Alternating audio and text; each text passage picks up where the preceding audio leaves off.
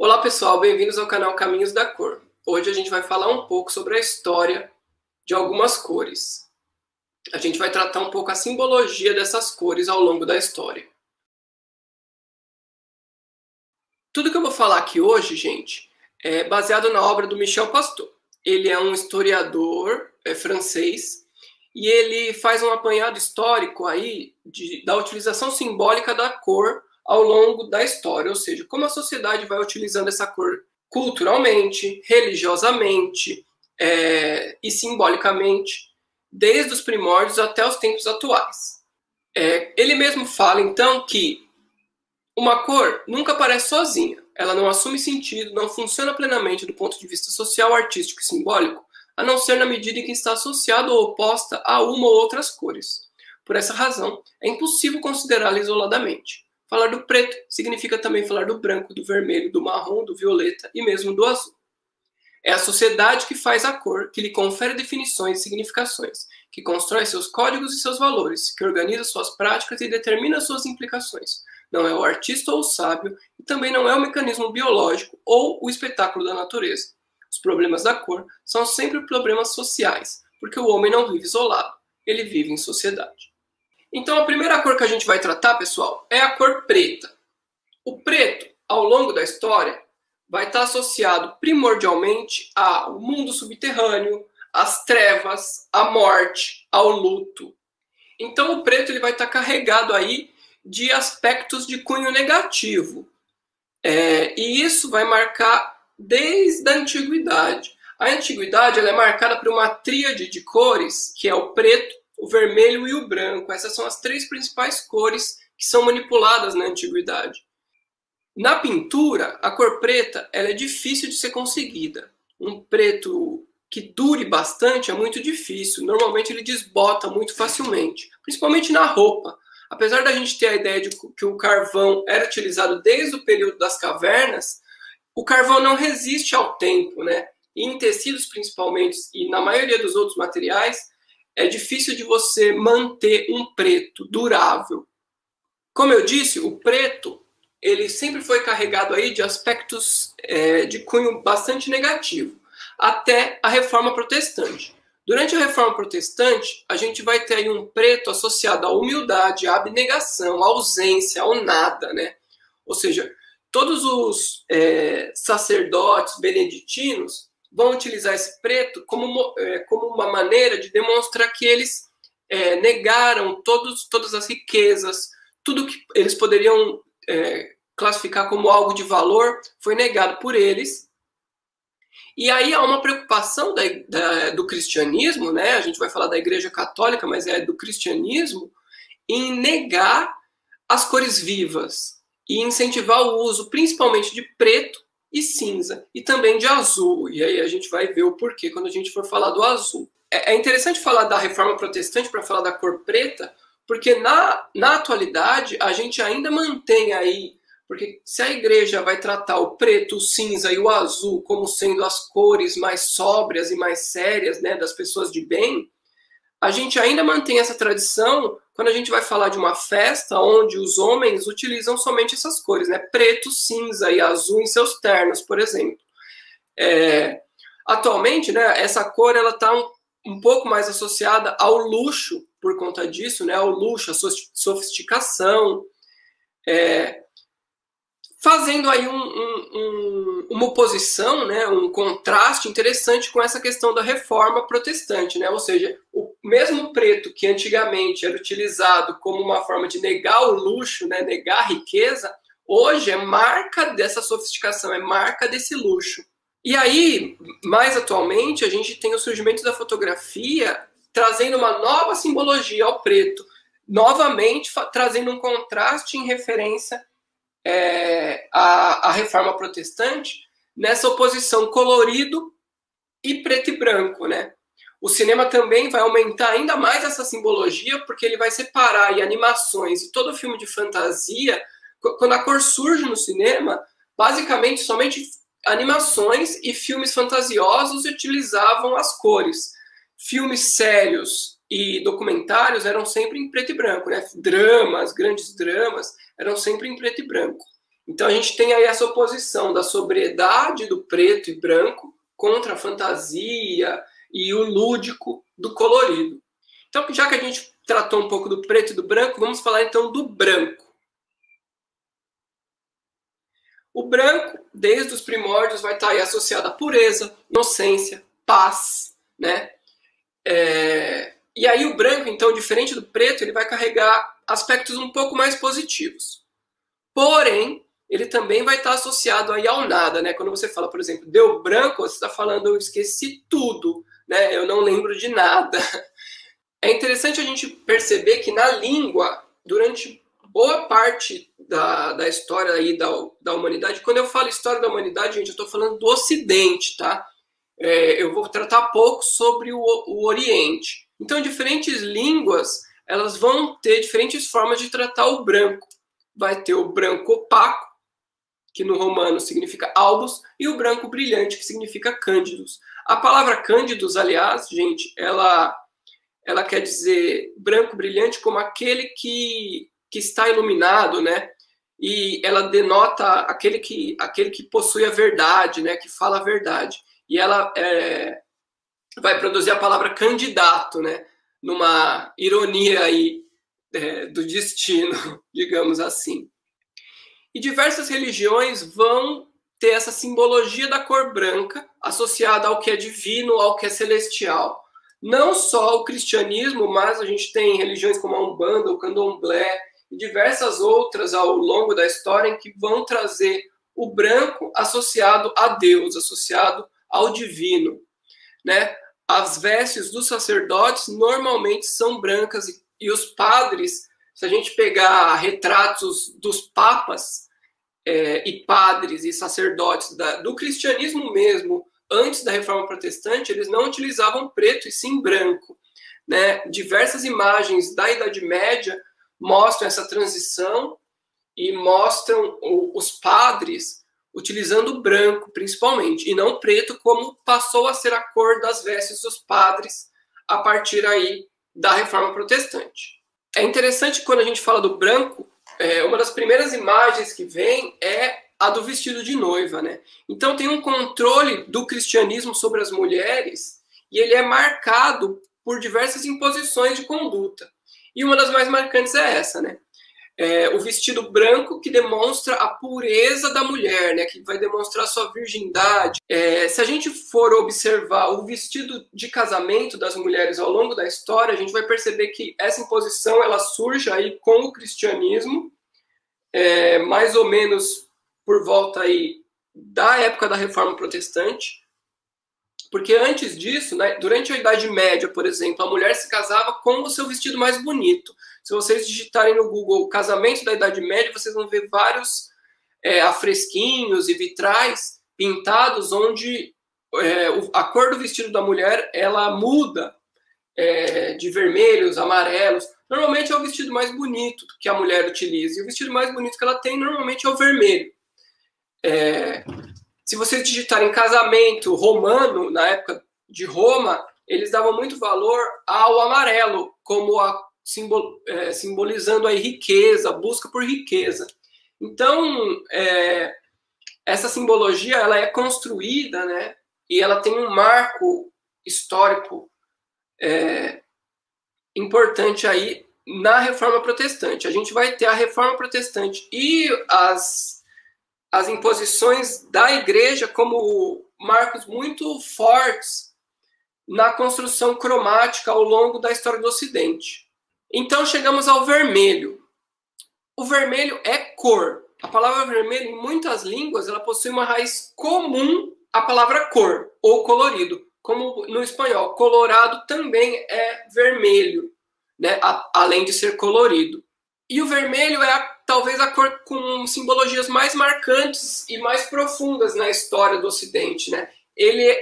Talvez essa cor seja mais dual, né? Ela representa tanto o amor quanto o ódio. Ela representa guerra, luta, sangue, poder, principalmente poder, como a gente vai ver. E ela vai ter diversas associações. Ela é principalmente a cor do poder. Ela foi utilizada muito por reis, papas, imperadores O carmim é um pigmento, né, que ele é difícil de ser conseguido. Você precisa exterminar, né, digamos que matar, esmagar um pulgão, que chama cochonilha, um tipo de pulgão. E aí o sangue desse animal, ele produz esse pigmento. Só que é um animal muito pequeno. Então, para você tingir grandes tecidos, você precisa de muitos desse animalzinho. Então, durante aí boa parte da Idade Média, a gente vai ter, digamos assim, colônias de pulgões e diversos tintureiros que vão ter aí muitos desses animais para produzir esse pigmento. É um pigmento muito difícil e muito caro, portanto, de produzir. E aí, quem que pode pagar por um pigmento desse? Né? Quem que pode querer ter roupas tingidas de carmim? Os reis, os papas, os imperadores. Né? Então, essa foi uma cor muito utilizada aí no final do Império Romano pelos imperadores, no início da Idade Média por diversos reis, né? E pelo Papa. Então, é uma cor realmente associada ao poder. E também, como a gente já viu, o cristianismo ele marca utilizações da cor, e a cor vermelha vai estar associada diretamente ao diabo e ao pecado. Se você digitar no Google diabo azul, Idade Média, você vai ver diversos afrescos também em vitrais, onde o diabo é retratado de azul, ou seja, existiu realmente um momento em que foi preciso escolher a cor do demônio, né? A cor do diabo. Foi preciso escolher a cor que ele iria... todas as cores, né? A gente vai ver que a Igreja Católica ela determina toda a associação que ela quer fazer. Então, se Jesus utiliza branco, como a gente viu o branco conotando, né, ao divino, ele também utiliza o vermelho num contraste ao demônio, né, também, mas também para que a gente lembre do sangue de Cristo, de toda a simbologia por trás do sangue de Cristo. Outro caminho interessante que a cor vermelha passa diz respeito à sua utilização na antiguidade e a sua associação com o homem, com o arquétipo masculino, né? O arquétipo masculino é esse arquétipo do guerreiro, da guerra, da luta, né? E essa cor está associada a esse guerreiro. E aí, somente depois da Reforma Protestante, essa cor vai perder força para o azul, né? E aí o azul vai se tornar a cor do homem, enquanto o vermelho vai se associar às mulheres. Por quê? Porque a igreja vai fazer questão de associar a figura feminina ao pecado, né?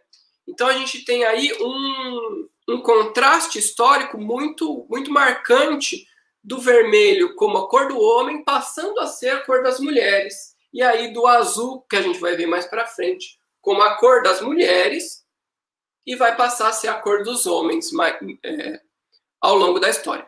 O vermelho também ele é símbolo do povo, né? Do povo oprimido, da miséria do povo e das revoluções. Essa cor ela vai se tornar a cor da bandeira comunista, e a história da bandeira comunista ela remota, né, à Revolução Francesa, quando o rei diz que é proibido as pessoas irem às ruas, e levanta uma bandeira vermelha numa praça falando que ninguém pode ir às ruas enquanto aquela bandeira estiver ali.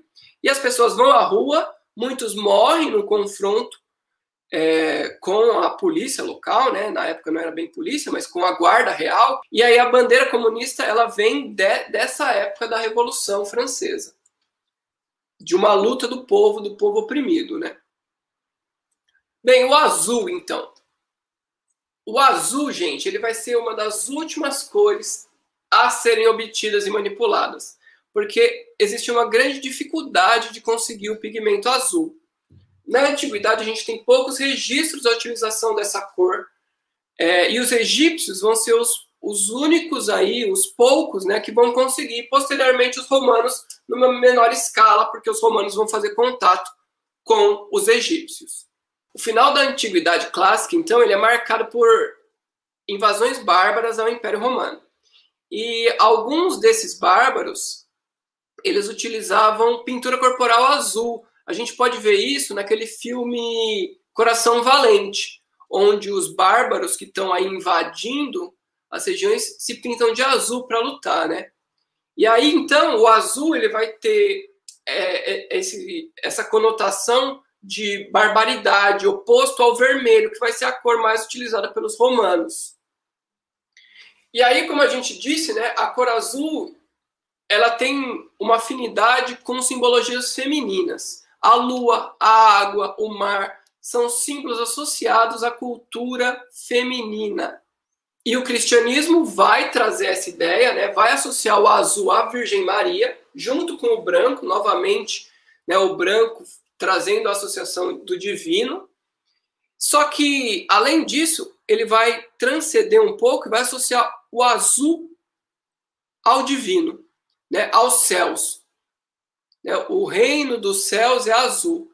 E aí, ao fazer essa associação do reino dos céus ao azul, os reis da época vão passar a querer utilizar essa cor abundantemente. Então, quando os reis passam a querer utilizar esse azul, eles vão meio que negar a utilização azul das mulheres.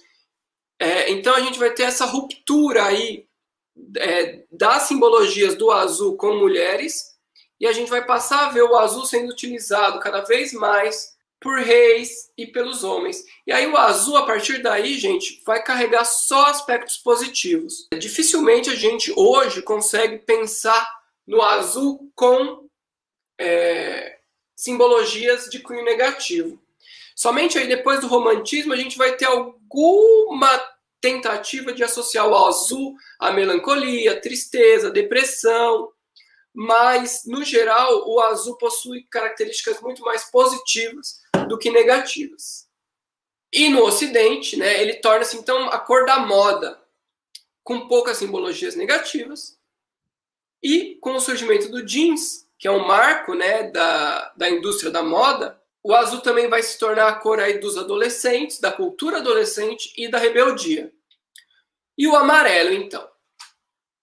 As simbologias do amarelo, gente, elas estão divididas meio que em duas. Uma referente ao dourado e outra ao amarelo mais opaco. O dourado vai carregar simbologias mais positivas. O amarelo mais opaco, negativas. Então esse dourado brilhante, né, o amarelo brilhante, o dourado, ele vai estar associado aí à riqueza, criatividade, calor, energia. Já o amarelo opaco não, vai carregar simbologias como traição, loucura, mentira, excluídos, né, ostracismo, decadência, né. Normalmente quando Judas é retratado, ele é retratado de amarelo, porque o traidor, né, ele é o traidor. O amarelo vai estar aí associado a Judas, associado ao enxofre, os excluídos, né? A estrela de Davi que os nazistas colocavam nas roupas dos judeus era amarela, né? Então, os nazistas queriam excluir aí os judeus, né? Então, eles marcavam eles de amarelo. Durante a Idade Média, também os loucos, né? Aqueles que eram considerados loucos, precisavam se vestir de amarelo para que as pessoas soubessem que aqueles são loucos, então é melhor não chegar perto. O amarelo só vai começar a ter umas simbologias um pouco melhores aí lá mais na modernidade aí, né? A pintura moderna ela vai trazer muito amarelo, né? A gente tem diversos artistas que fazem isso, Van Gogh, Picasso, que vão pegar essa cor e vão utilizar ela com mais abundância, principalmente depois que é determinado que ela é uma das 3 cores primárias na pintura, né, junto com o vermelho e com o azul, né? Acreditava-se, né, que essas eram as 3 cores primárias na pintura. Depois a gente vai perceber que não, né, que é o magenta, o amarelo e o ciano. Mas o vermelho, o amarelo e o azul foram muito utilizados e acreditava-se muito que eles eram as 3 cores primárias para a pintura. O amarelo, então, gente, também vai melhorar um pouco as suas características e perder um pouco esse cunho negativo com o surgimento da eletricidade e da ciência, né? A ciência vai melhorar bastante a simbologia do amarelo, né? O amarelo associado diretamente à eletricidade, à ideia de eletricidade e tudo o que diz respeito a questões de eletricidade, e também os correios, né? O correio é associado a Mercúrio, né? O mensageiro do Olimpo, né? e Mercúrio normalmente era retratado em vestes amarelas. E aí, atualmente, então, esse amarelo não vai carregar aquelas características de cunho tão negativo. E o dourado, gente, ele vai passar a deixar um pouco, principalmente depois da reforma protestante, da sua abnegação, né? A gente vai ter o dourado associado a excessos, né? A luxúria, né? E aí hoje a gente tem, sei lá, se alguém coloca uma corrente de ouro, você vai achar brega, kit, né? Então, as características positivas do dourado, como calor, energia, vão passar ao laranja, né? E o amarelo vai ser mais amenizado nesse sentido. E, finalmente, o verde. A associação simbólica do verde talvez seja a mais clara de todas, né? O verde e a natureza. Por conta disso, então, a gente tem também uma associação dele com esperança, né? Porque se a gente for pensar, quando você planta algo para comer, você espera que ele cresça, que ele fique verde, que ele... Então, existe essa esperança associada a essa cor. Mas também está associada ao efêmero, né? Porque dura pouco, e quando a gente pensa em pigmentos verdes, a maioria dos pigmentos verdes que possuem a sua extração de origem vegetal, eles têm uma duração bem curta. E também aí o equilíbrio associado à ideia de natureza. Os partidos políticos, né, verdes, e toda essa cultura ecológica atualmente também vão estar associados a essa cor, obviamente. É uma cor também que historicamente vai estar associado a jogos de azar e à sorte. Deuses e deusas da sorte normalmente eram retratados dessa cor. O trevo de 4 folhas verde, né, também é um símbolo de sorte. E o dinheiro propriamente também tem essa cor como símbolo. Já os aspectos de cunho negativo da cor verde remontam também da produção do pigmento verde. A produção do pigmento verde, gente, utilizava arsênico, que é um veneno mortal, né? Então, para produzir o pigmento verde, muitas pessoas acabavam morrendo. E também a gente tem aí a podridão, né? Alimentos podres, eles vão tendo esse aspecto meio verde, né? Então a gente vai ter tudo que é meio podre, tudo que remete a apodrecimento, com o símbolo da cor verde associado a eles, né? Então bruxas, principalmente, todo ser meio venenoso, meio de outro mundo, aí vai ter essa cor, a cor verde, né? O verde também é a cor do islamismo e de toda a cultura islâmica. O Alcorão diz, em alguma de suas passagens, que aqueles que habitarão o reino divino vão usar roupas verdes, né? Roupas de seda verde. Acredito que seja por isso, e também porque eu não sou um especialista no Alcorão, né? Mas, pelo que eu pude pesquisar, era uma das cores preferidas aí do profeta. E é isso, gente. O meu intuito em trazer aí alguns aspectos históricos da utilização das cores é buscar que vocês que estão aí me vendo tentem traçar a própria história de vocês, ou seja, quais cores vocês remetem a quais simbologias, quais fazem sentido para vocês, quais não fazem, né? Eu tentei trazer um apanhado histórico, mas obviamente esse apanhado ele é muito pequeno perto das possibilidades que as cores trazem, né? Eu trouxe só algumas cores, aliás, né? Nem foram tantas.